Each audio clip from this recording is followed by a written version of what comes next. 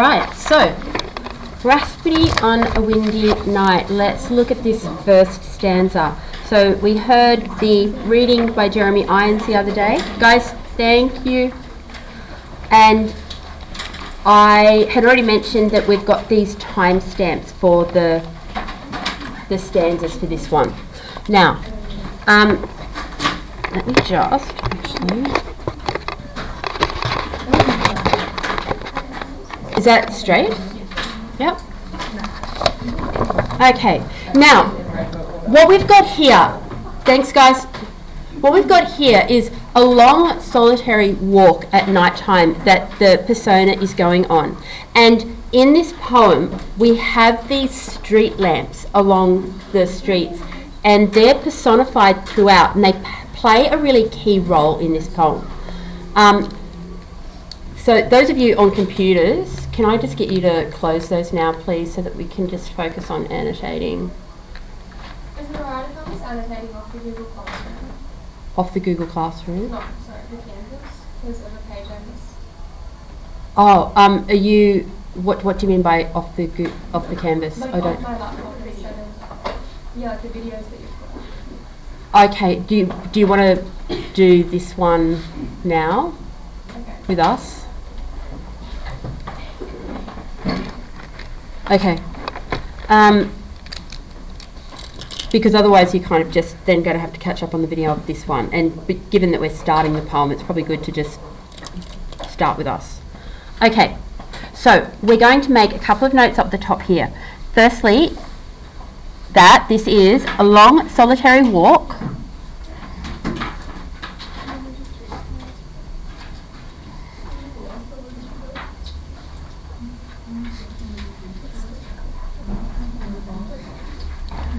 on a lonely night.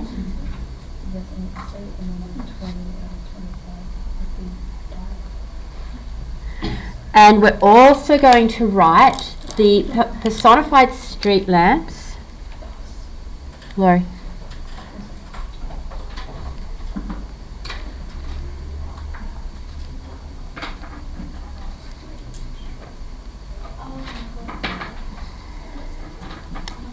The personified street lamps play a key role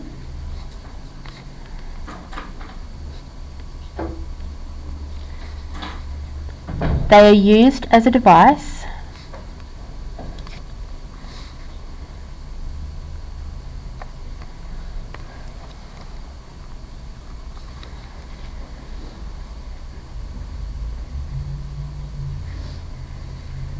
that highlights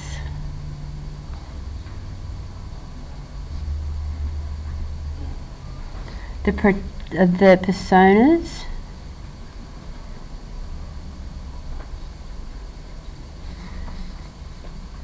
fragmented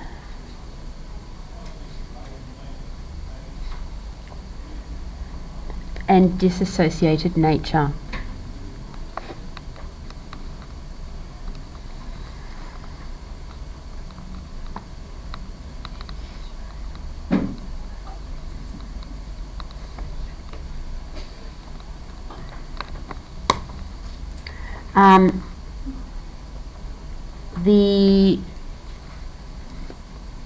Just going to add to that the lamps trigger a series of fanciful and disorganized imaginings. Laurie and Taylor.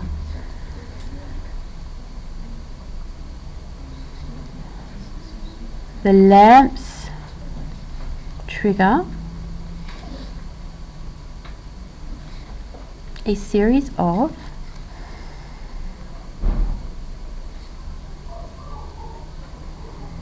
fanciful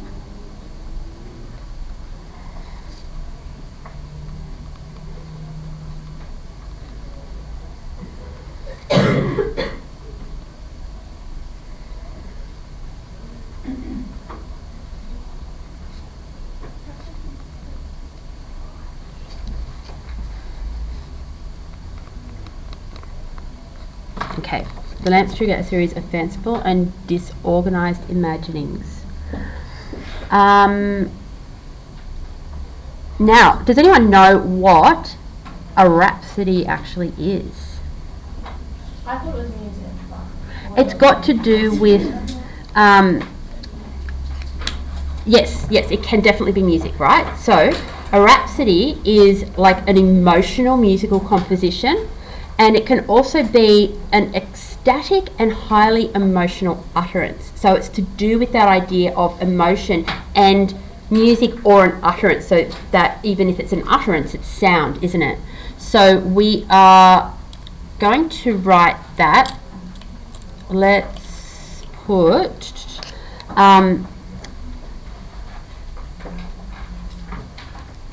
Rhapsody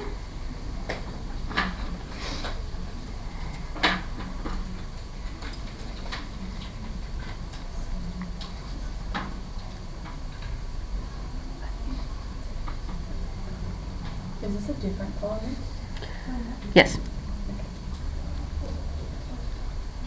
An emotional musical composition.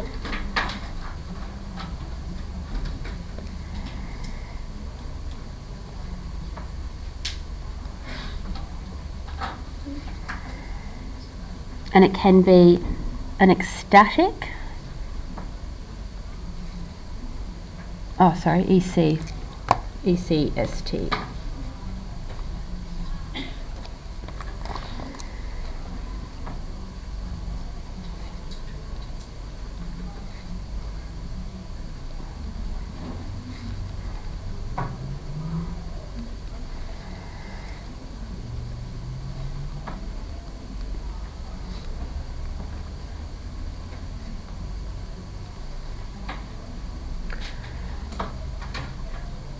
So just like the Love Song of Alfred Prufrock, the Rhapsody on a Windy Night is the poem subverts the romantic connotations of the rhapsody. So the emotional musical composition, that idea of something being like really ecstatic. So if we just put the poem subverts the romantic connotations of the title.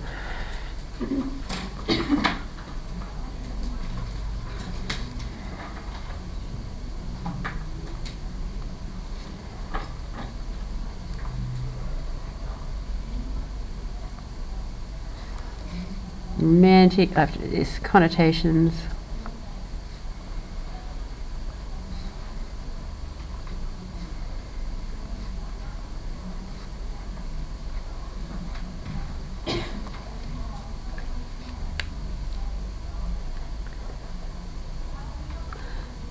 Now we're just going to write something about the persona. So I'm going to actually, let's put it, if we turn books to the side, because this is one of those, it kind of goes along with this in terms of it being a thing for the whole poem. And we're going to say the persona represents the isolation and alienation of the human state.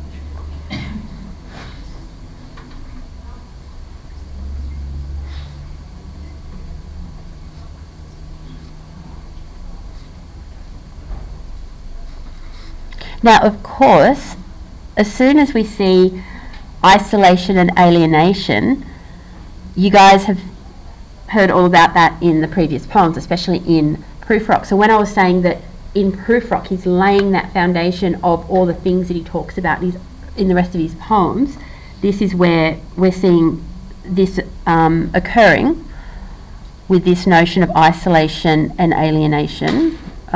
Isolation of the human state, sorry, I'm rewriting things, of the human state. That was it. Now, what this poem does also is it talks a lot about memory, and think about the way memory and time are concepts that really do go hand in hand, because it's the passing of time that then you've got the creation of memories. So as we go through, we're going to be writing a little bit about his exploration of memory here. Let's read the first stanza. 12 o'clock. Along the reaches of the street, held in a lunar synthesis, whispering lunar incantations, dissolve the flaws of memory and all its clear relations. Its divisions and precisions, every street lamp that I pass beats like a fatalistic drum, and through the spaces of the dark, midnight shakes the memory as a madman shakes a dead geranium. This is, again, I mean, it's such a common thing in his poetry, but again, we've got such lovely sounding phrases, I think, and pairings of words. There's something really nice about saying lunar synthesis, and are we good? And fatalistic drum. There's these really, I think, like the auditory sound is really quite nice. So, lunar. What does lunar refer to? The moon, doesn't it? Yes? And so, when we think about the fact that yesterday I was talking about these poems also as being part of the Imagist movement and the Imagist poetry. And so as soon as he says, because 12 o'clock, that could be midday or midnight, couldn't it? But as soon as he said, held in a lunar synthesis, he's placing us in that nighttime place. Now, lunar also refers to, this word also refers to the idea of lunacy, insanity. If you think about a lunatic, so we're going to say reference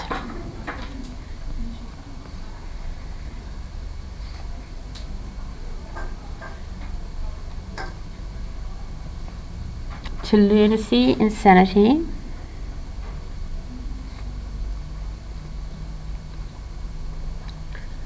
And this is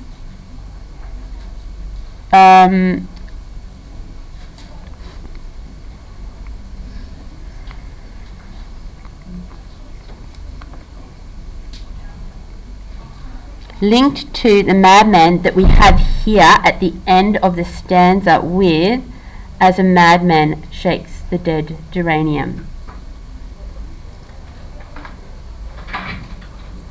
Now, think about the imagery being created. So we've got the night, whispering lunar incantations, dissolve the flaws of memory. So when we see whispering and dissolve, I think they're quite soft images, and we get a sense of it being quiet and probably quite peaceful. I mean, it could be peaceful or it could be scary when it's quiet, couldn't it? Like, it could be either or. And with the idea of whispering and the idea of memories, these are the stories of the night, and the fact that they're whispered and the fact that there's this idea of perhaps being hidden or that which happens at night time. There's the reference to sordid experiences, and we know from the previous poems that he explores the idea of sordid experiences in terms of, prostitution or seeking out pleasure without morality and those things that occur during the night. And so all of this is linked with those ideas. We're going to do this here for whispering lunar incantations, and this is where we're going to write stories of the night,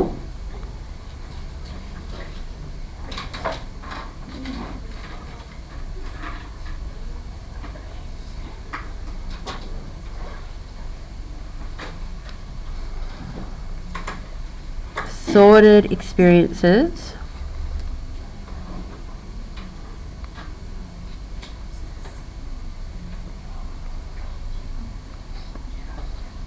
of men and their actions in the street.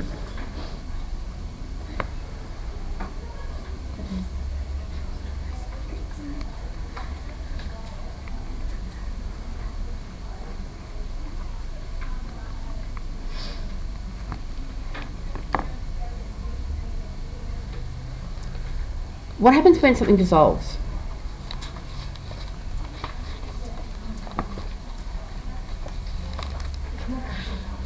What happens when something dissolves? What happens to it? It disappears. Thank you. It disappears. And so there's this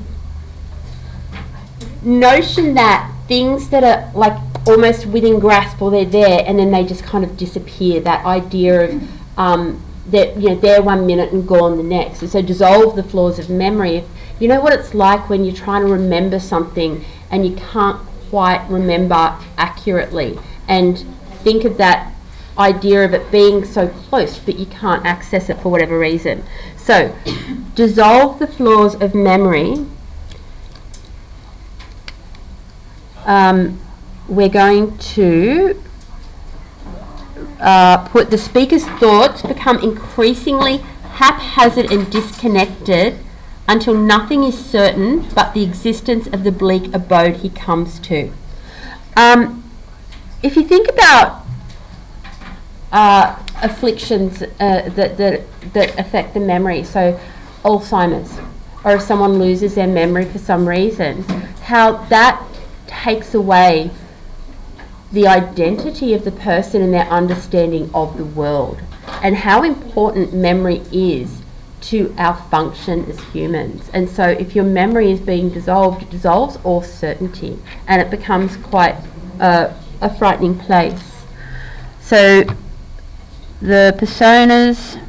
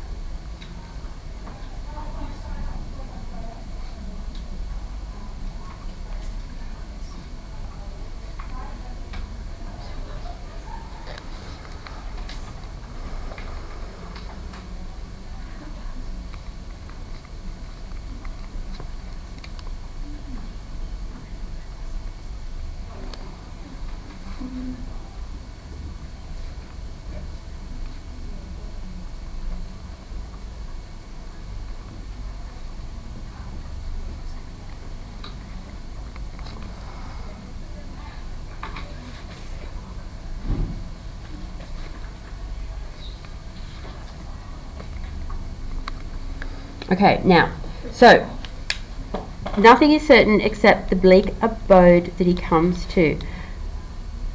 The end of the poem, we're just going to have a very quick look at. Have we got, I'll just give you a second to get that written down.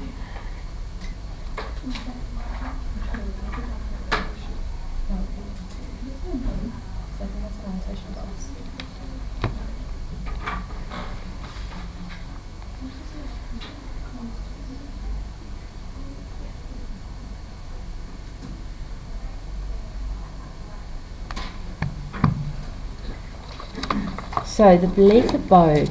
So we've got this journeying through the streets, time-stamped throughout the night, and then at the very, very end of the poem, we have, you had the key, the little lamp, so he ends up back at his home, okay? Oh, yep. Memory, you have the key, the little lamp spreads a ring on the stair, mount. The bed is open, so going into his bedroom. The toothbrush hangs on the wall. Put your shoes at the door. Sleep. Prepare for life. The last twist of the knife. So this is the bleak abode. That is the only certainty that he has as the poem goes on. Just while we're here, the word incantations is relating to what? What's an incantation? It's a spell. Yeah, so that idea of conjuring up the supernatural.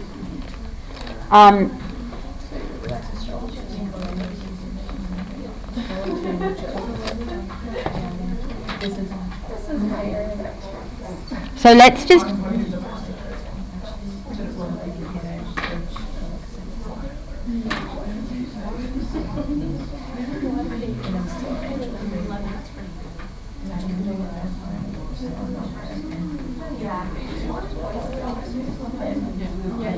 So, thanks Year 12. With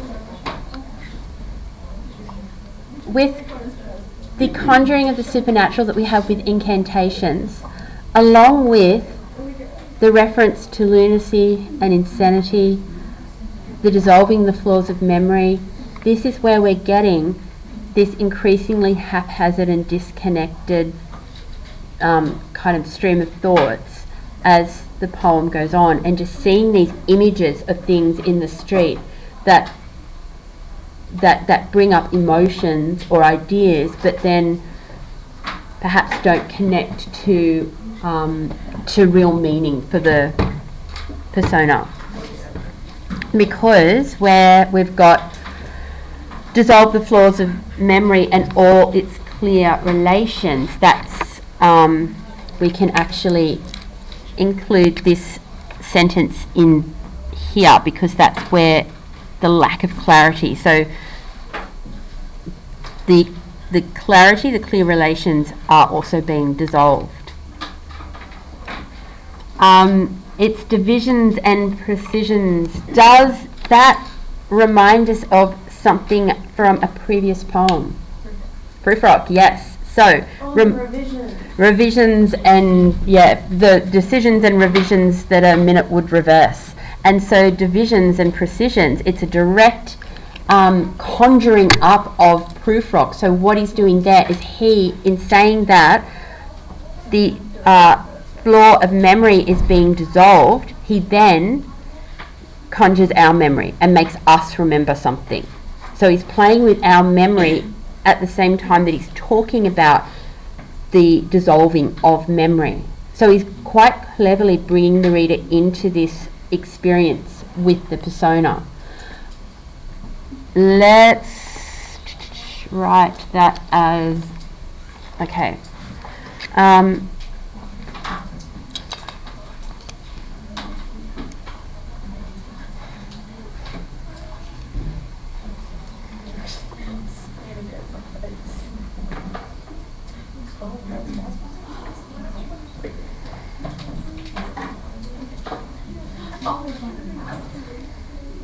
Oh, so you want to play like that?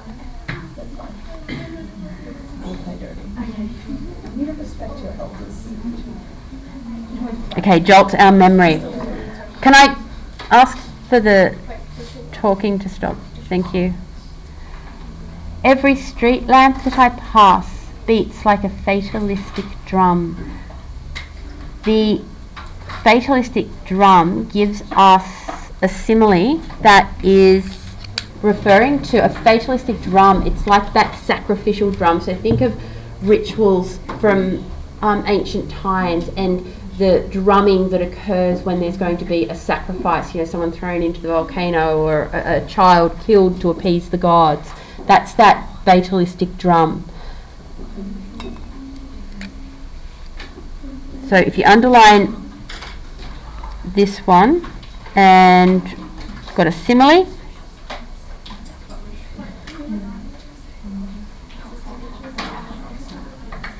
and sacrificial imagery.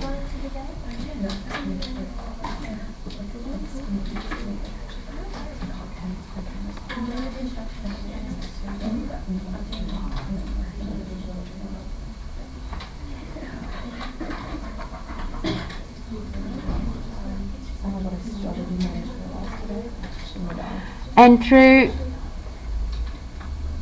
the spaces of the dark, midnight shakes the memory as a madman shakes a dead geranium. There's a bit that we can say about this image. It's a really unusual one to use. I mean, a dead geranium. So a geranium is a flower. And I mean, what's the point in shaking a flower? Well, there's that side of it, because on one hand, there's, well, does it achieve? Absolutely nothing. But then, on the other hand, it could be releasing the seeds. Like there could be that idea of trying to reinvigorate life or create new life. So it's that juxtaposing idea of one, could be either or. Now, a geranium is also symbolic of good fortune. And that is contradicting to this idea of a madman. First thing we're going to write in looking at these two lines is the fact that this colour, I bet you can't see. I'm not going to use that colour. The first thing is that this is personification of midnight. So,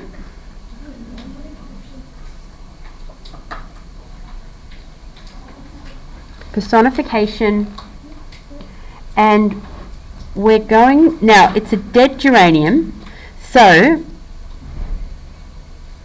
the fact that a geranium is meant to be good luck, but our geranium is dead.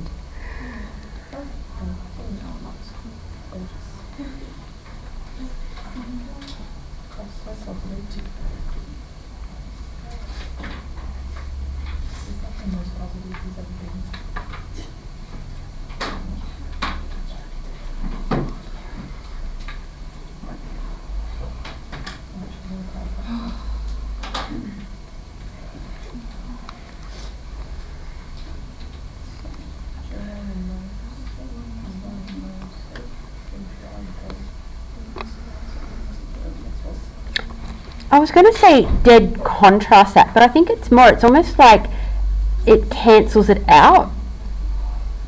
Dead geranium, but dead maybe erases the luck.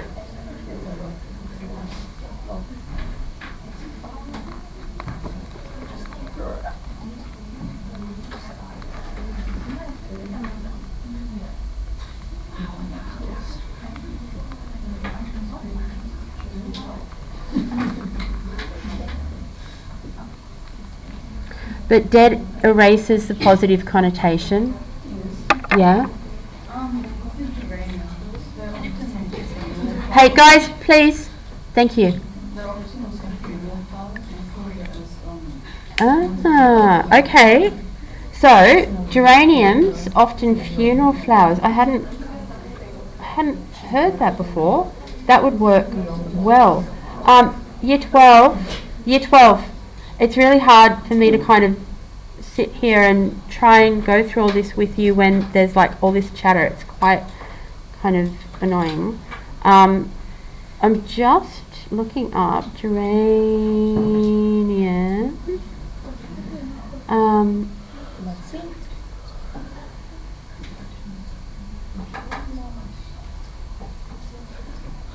Symbolism. Yes, I don't think they are. They're not like traditional. Yeah, because I say they symbolise friendship, cheerful resilience, good health, protection, like all that idea of good fortune, good luck. And the thing about geraniums is that they're really easy to grow, and they grow quite abundantly, and even in very challenging conditions, and they do keep re-germinating each year.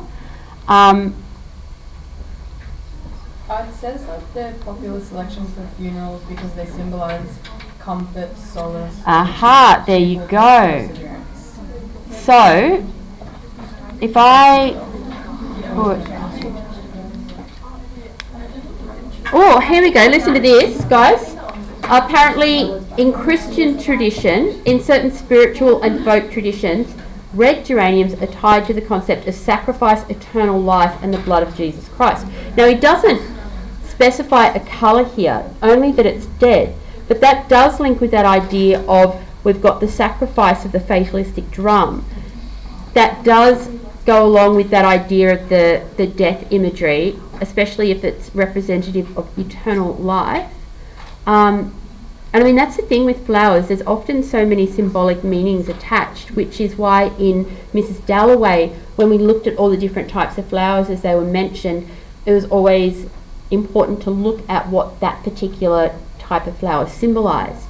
So let's add geranium, good luck, but dead erases a positive connotation.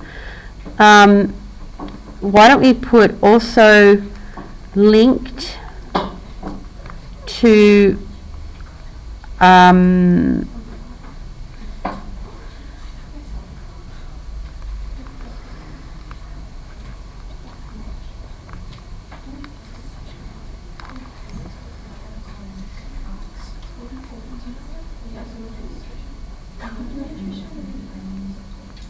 when we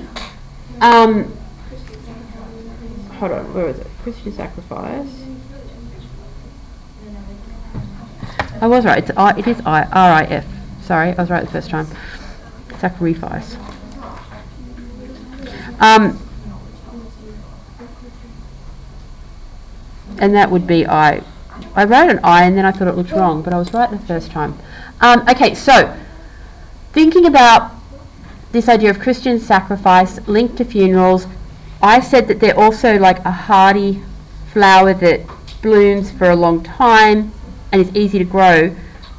This word dead though, so even with all of that, the geranium is dead. Now, so what we're going to write about this is the knight, girls, are you listening? The knight is violently agitating the speaker's memories as if it could shake them back into understandable form, because we're talking about memory. Dissolve the flaws of memory and all its clear relations, its divisions and precisions. Every street lamp that I pass beats like a fatalistic drum, and through the spaces of the dark, midnight shakes the memory as a madman shakes the dead geranium. So it's still talking about memory and trying to get that coherent memory into a understandable form as opposed to being all disjointed. So the knight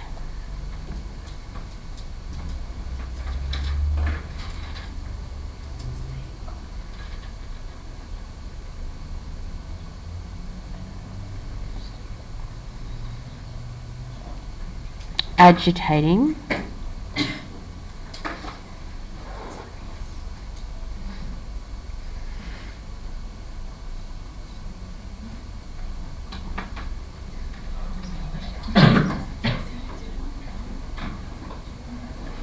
as if it could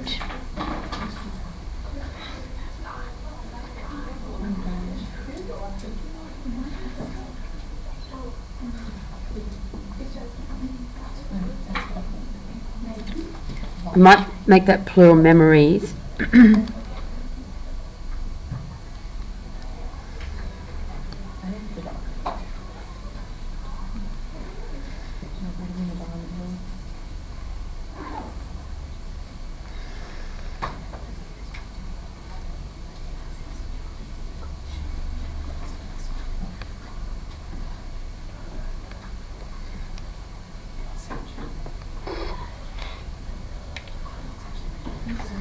Now, what I was saying a moment ago about the fact that geraniums are easy to grow and they're prolific and they're quite bright, and that idea of being within funeral posies because they symbolize, what was it, who said something about why they're in funerals, something about their brightness or... Yeah, hold on, let me bring it back up. They symbolise comfort, solace, and cheerful perseverance. Yeah, so that idea of the brightness of a geranium. Do you guys, can you picture a geranium? Do you know what they look like? You see them everywhere, and they are really, really bright in colour, and they can be bright red or bright pink or white, but there's always a vibrancy of whichever colour they are. And then the flower itself lasts for ages, so as opposed to some flowers that go away really quickly.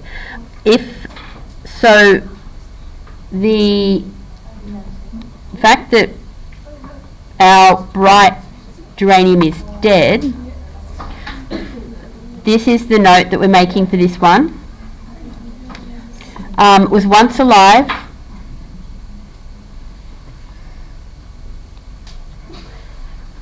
and brilliant,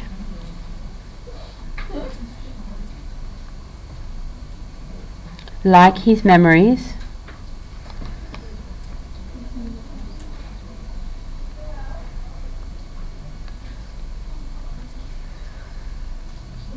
now pointless and dead.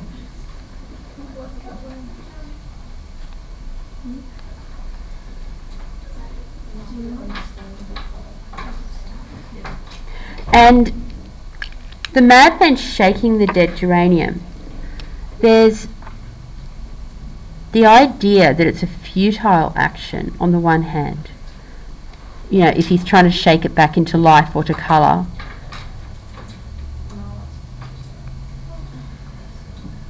But I think there is a suggestion of hope because of the seeds and regermination.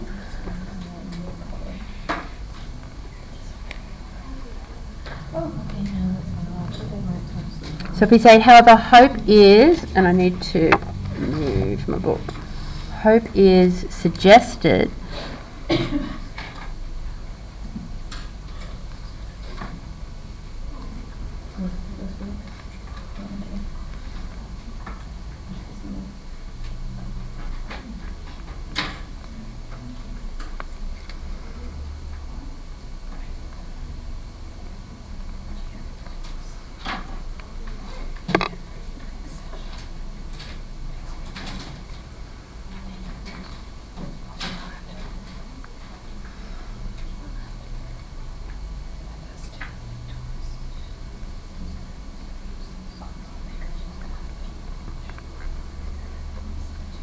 so it's a hint of hope.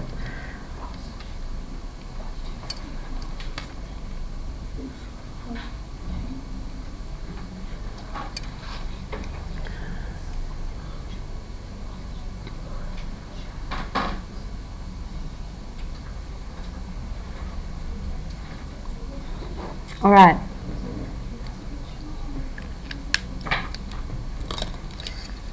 (1:30).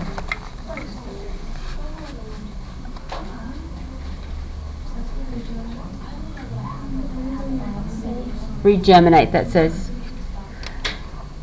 Alright, (1:30). The street lamp sputtered, the street lamp muttered, the street lamp said, regard that woman who hesitates towards you in the light of the door, which opens on her like a grin. You see the border of her dress is torn and stained with sand, and you see the corner of her eye twists like a crooked pin.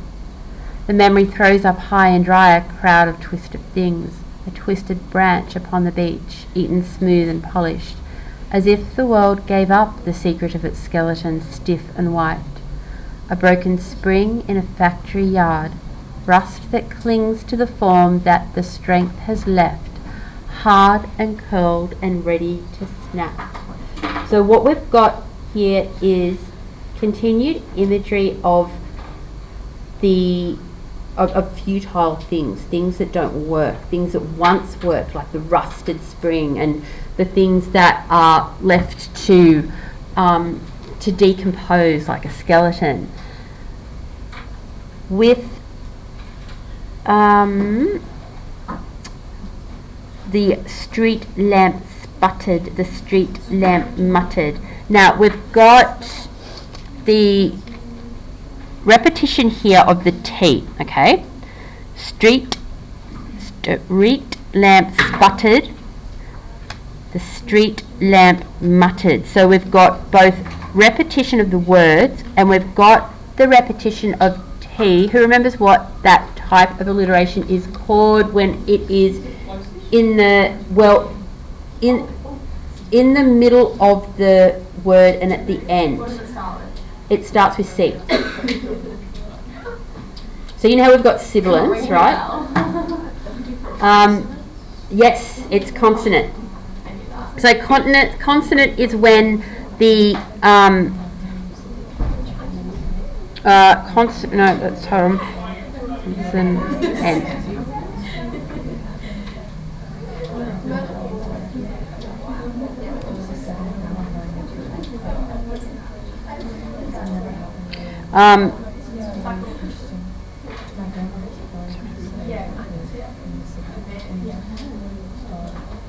Hold on. Did I get you guys to write down the definition of that? Of the, I didn't write it down. Did I? Hold on. Let me see, because if I didn't, I'll get you to. It might have been at the top of.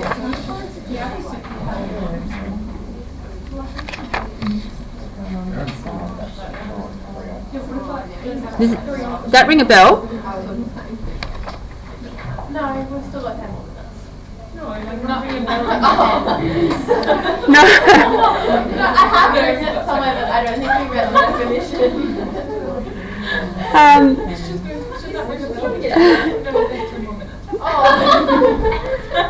That was really cute. I like that. Does anyone know whether we wrote down the? It's in my book somewhere. I don't think we wrote the definition. Yeah, I'll do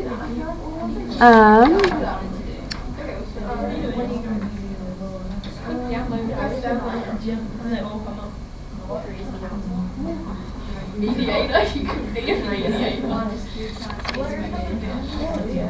I don't know whether we did. Oh, I think we are.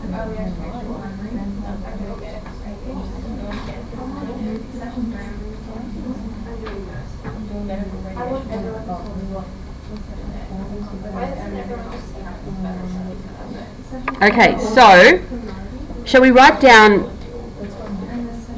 Do you want to write down the definition of that one? Yes, Okay. I'm going to write it in the back of my book. Let me just get the definition properly for you.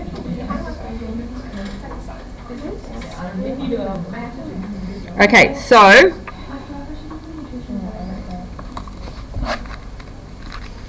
I'm going to put it at the back of my book. So I'll put it under type of alliteration because I mean it's not. Actually, no. Because it's not a type. It's different to alliteration. It's just so similar that it feels like alliteration.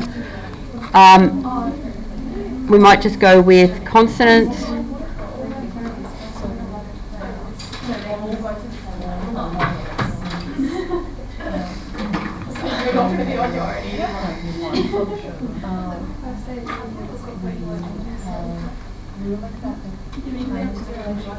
Okay, so guys, we've got the definition is the repetition of the same consonant sound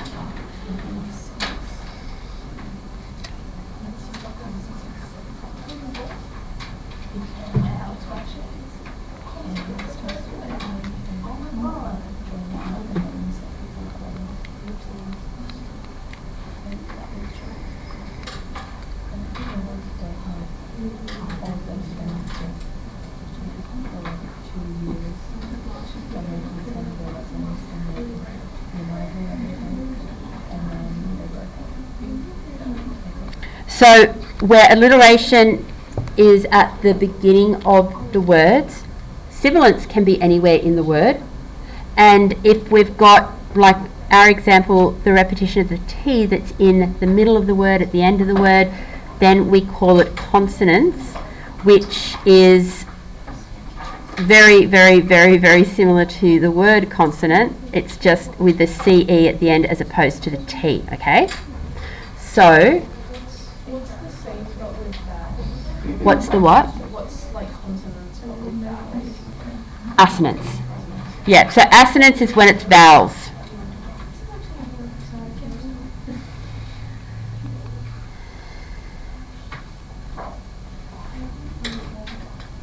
It's repetition of vowel sounds. And that is anywhere in the word and it's vowel sounds because sometimes the actual letters might be different. So the beat of the feet on the street, so you've got EA for beat, and then you've got EE for feet, but it's got the same sound, so that's assonance. So those are your two differences there. We got that down. So this is where we're going to write consonants. Oh.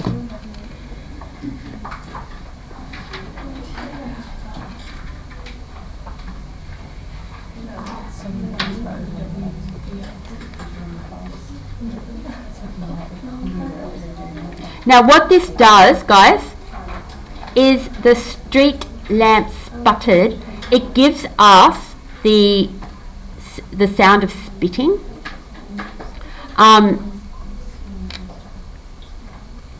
So creates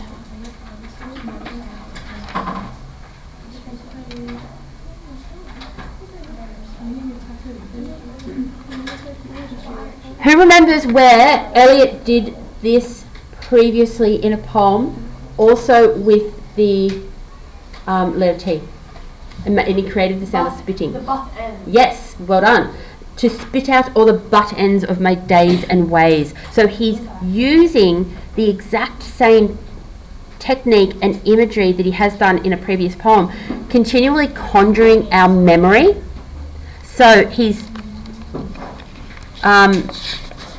how would I begin to spit out all the butt ends of my days and ways, and how should I presume? So, there we had consonants when I was looking for it before. So, to spit out all the butt ends of my days and ways mimics the sound of spitting to convey the disgust that Prufrock has. So we've got the same thing here, and it's conjuring our memory of Prufrock while also giving us that imagery of the grossness and the dirtiness of spitting. So again, what did I say here? Did I say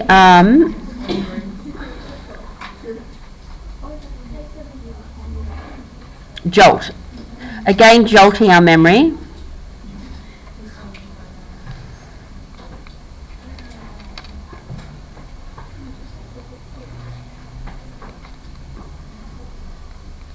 Again, jolting our memory of Prufrock.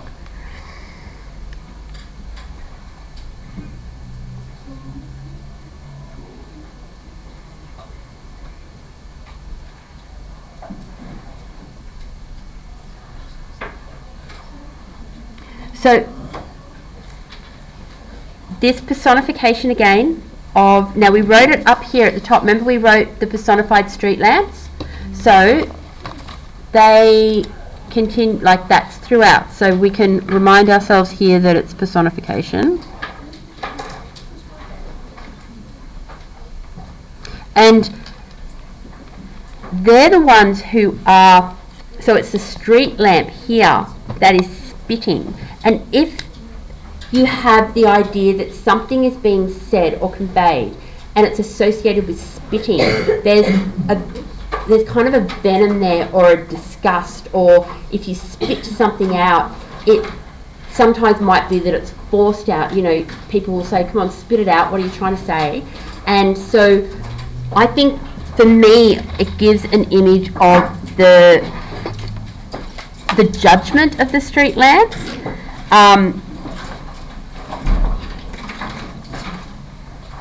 And the rhyme helps with this as well. Okay, so I've got the sound of spitting plus rhyme. Convey the disgust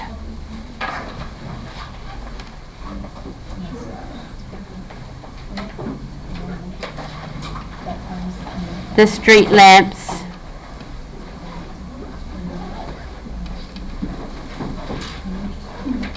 feel for what they see. Because the next bit, and I know the bell's about to go, but the next bit is what they're actually referring to. The street lamp said, regard that woman who hesitates you in the light of the door, and referring to a prostitute. Alright, now,